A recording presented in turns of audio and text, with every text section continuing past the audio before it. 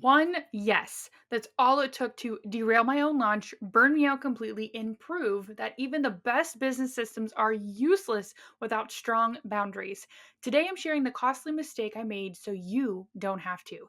Hey there, Streamline CEOs, and welcome back to the podcast. Today, we're getting real, like really real. I want to pull back the curtain on an experience of mine from a few months ago. Something that frankly knocked me off my feet burnout. The kind that leaves you staring blankly at your screen, totally paralyzed, even when your to do list is screaming at you. Sound dramatic? Maybe. But I have a feeling more than a few of you listening right now know exactly what I'm talking about. That feeling of being completely overwhelmed, even when you know what needs to be done. This episode is about a costly yes, the burnout that followed earlier this year, and what happens when even established business systems get railroaded by urgency and a lack of boundaries. If you're juggling client demands, trying to scale your online coaching or service business, and fighting to keep your own sanity intact, this one's for you. So here's the story. It really kicked off back in February. February was intense, to say the least. I fell into that classic trap, especially common for us service providers who love what we do. I took on too much client work. I thought, I can handle this, I can make it work. Famous last words, right? By the time March rolled around, I was already feeling behind, constantly playing catch up. And then life decided to add a little extra spice to the mix. You know how it goes. Within just a few weeks, two clients gave their 30-day notice. Now, client turnover happens, it's part of business. But let's be honest, it adds that low hum of financial stress in the background, now doesn't it? It puts extra pressure on everything else. And then came the project. A client needed something significant, something requiring focused effort and dedicated time. And the kicker, the decision was made last minute, and the timeline they proposed was, let's call it ambitious. Honestly, it was borderline insane. My gut? Oh, it was screaming. It knew proper planning, the kind essential for smooth execution and efficient workflows, was completely impossible on that schedule. But did I listen? Nope. My people pleasing brain, the one that desperately wants to be helpful and thinks I can make it work, kicked into high gear. Against my better judgment, against the internal alarm bells, I said yes. Big mistake. Huge. Just like my gut warned, that project completely ballooned. Suddenly, my carefully structured schedule evaporated into thin air. I was working 10 to 12-hour days. My own tasks pushed aside. My well being definitely not prioritized. It got so bad I had to pull in one of my amazing team members just to try and stay afloat. And even then, we were drowning. It wasn't streamlined operations, it was pure chaos. It was the opposite of efficient, sustainable business I preach and strive for. Now, here's the plot twist. And the part I really need you, my fellow online coaches and service providers and growing CEOs, to hear. I have systems in my business. We talk about them all the time here on the Streamline CEO. Standard operating procedures, SOPs, defined workflows, project management tools. They exist. I've spent time building that foundation for efficiency and scalability. But here's the brutal truth I was reminded of so clearly a few months ago. What good are those systems? What good are streamlined operations if you let urgency, someone else's urgency especially, and a complete lack of boundaries blow them all up? I didn't stick to my boundaries. I didn't protect my capacity. I didn't advocate for the necessary planning time that my own systems are designed to ensure. I let the client's valid, but ultimately self created by the last minute decision, urgency dictate my entire reality. I abandoned the very structures designed to prevent this kind of overwhelm and burnout. And the cost? It was steep. Beyond the sheer exhaustion, beyond the mental fog, beyond the money spent bringing in extra help to fight the fire, the biggest cost was my own launch. Yep, the project I was working on for my business growth, the thing designed to move my needle forward, the key to reaching my next milestone, it flopped. It fizzled. Why? Because I had poured every single ounce of energy, every bit of bandwidth into the client firestorm. There was absolutely nothing left in the tank for my own strategic priorities. I basically put my own oxygen mask securely in the overhead bin while frantically helping someone else with theirs. In my business, my team, and my well being paid the price. So, reflecting on that experience and the lessons learned the hard way, here's what I'm taking away and what I hope you can learn from my mistake. Number one, guard your yes.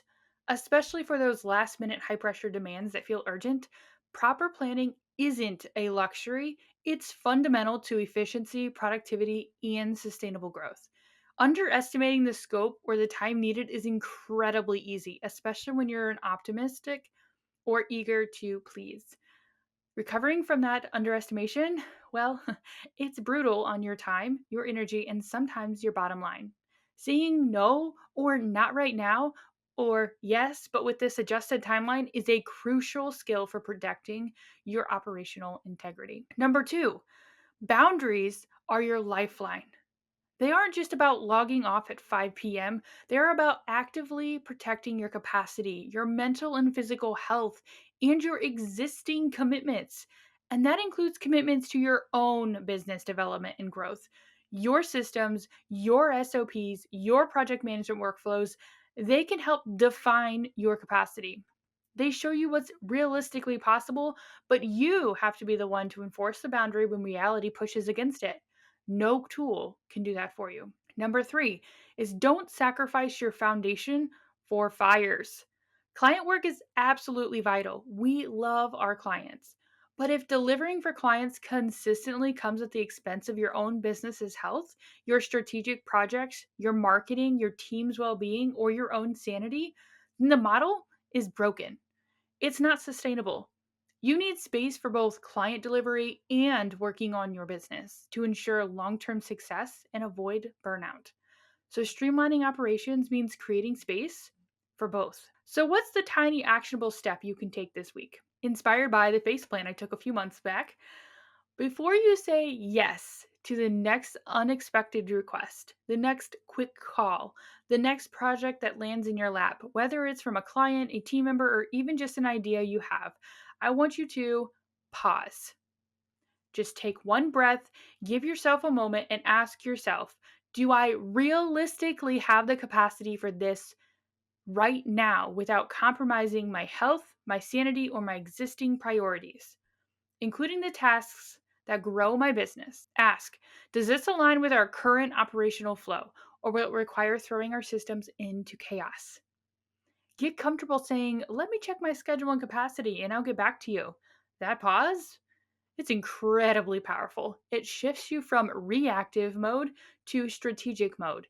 It gives you space to consult your systems, assess the real impact, and make a conscious decision instead of getting swept away by urgency. It's a cornerstone of efficient time management and protecting your productivity. It is so easy to fall into this trap, especially when we are passionate online coaches and service providers who genuinely want to help people. But building a truly streamlined, scalable, and sustainable business requires honoring our own limits and the operational structures we put in place. So, did any of this hit home today? Are you nodding along, maybe remembering a time when you said a costly yes? Trust me, you're absolutely not alone in this jungle. Building a business, especially when you're growing and trying to potentially add team members or delegate more effectively, is full of these challenges. And let me tell you, after that experience, I had to go deep into energy rebuilding mode. For me, that looked like consciously getting out of the house, hitting up a local coffee shop or the library just for a change of scenery.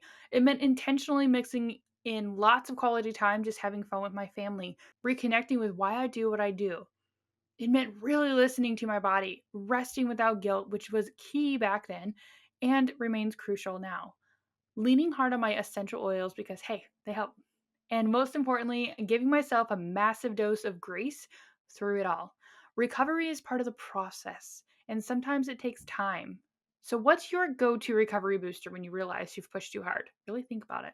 Learning from these moments, adjusting our approach, and strengthening our boundaries and resilience on our systems, that's how we become truly streamlined CEOs. So that's all for this episode of the Streamlined CEO. Thank you so much for tuning in. If this conversation resonated with you, please make sure you're subscribed wherever you listen to podcasts so you don't miss our next episode packed with actionable tips for streamlining your operations and creating more capacity. And hey, don't forget to head on over to our YouTube channel. We post video versions of these episodes there, plus sometimes some bonus content and behind the scenes looks. Just search The Productivity Impact. Until next time, keep streamlining, keep leading, and remember, to honor your capacity. Bye for now.